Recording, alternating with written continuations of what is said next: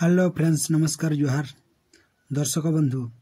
आज हम मनस्तमन विषय जानिबा। वशीकरण मंत्र बही एटा हूँ 36 नंबर पृष्ठा।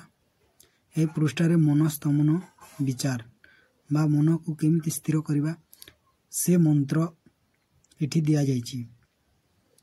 मनस्तमन निमंते निम्नोक्त मंत्र को 1000 थर जप करिवे। तापरे पद्म आसन उपरे बसी 1000 थर मंत्र पढ़ी मंत्र को सिद्धि करिवो। पुनर्च प्रत्यह उक्त मंत्र को 108 थर एक पक्ष जप कले मन स्तमन होइथाय।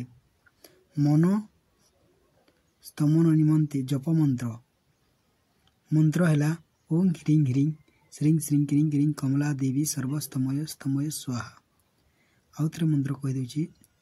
मंत्र जप मंत्र ओं ह्रीं ह्रीं श्रीं श्रीं क्रीं क्रीं कमला देवी सर्वस्तमय स्तमय स्वाहा। एटा हैला मनस्तमन मंत्र।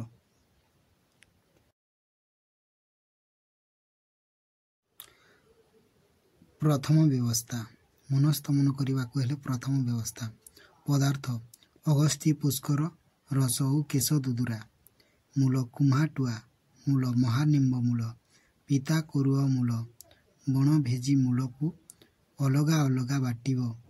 से समस्त बटारू प्रत्यह एक एक मूल को सेवन करिले मन स्तमन होइजिब। द्वितीय व्यवस्था रविवार दिनर प्राप्त कालरू उठी गुलुची मूल को आनी पुरुष तार दक्षिण बाहुरे स्त्री तार बाम बाहुरे बांधिले मन स्तमन होइथाय। तृतीय अवस्था दर्शक बंधु, किछि दिन सूर्योदय हेउथिबा समय रे पूर्व दिग को मुख करी छिड़ा होई एही सं नामक बीज मंत्र को प्रत्यह 108 बार जप कले मन स्तमन हेबो। चतुर्थ व्यवस्था शनिवार अर्थात रविवार दिन बेगुनिया वृक्षर मूल को आनिब। ता साथी रे 2.5 गोटी मरीच मिसाई दधी संगतरे बाटिब। तापरे ताहाकू सकाल और संध्यारे 4 दिन सेवन कले मन स्तमन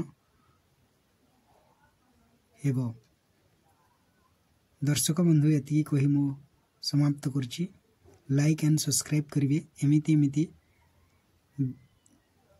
एमिति गुनिगारेडी बही आपण मानकु वशीकरण मंत्र बही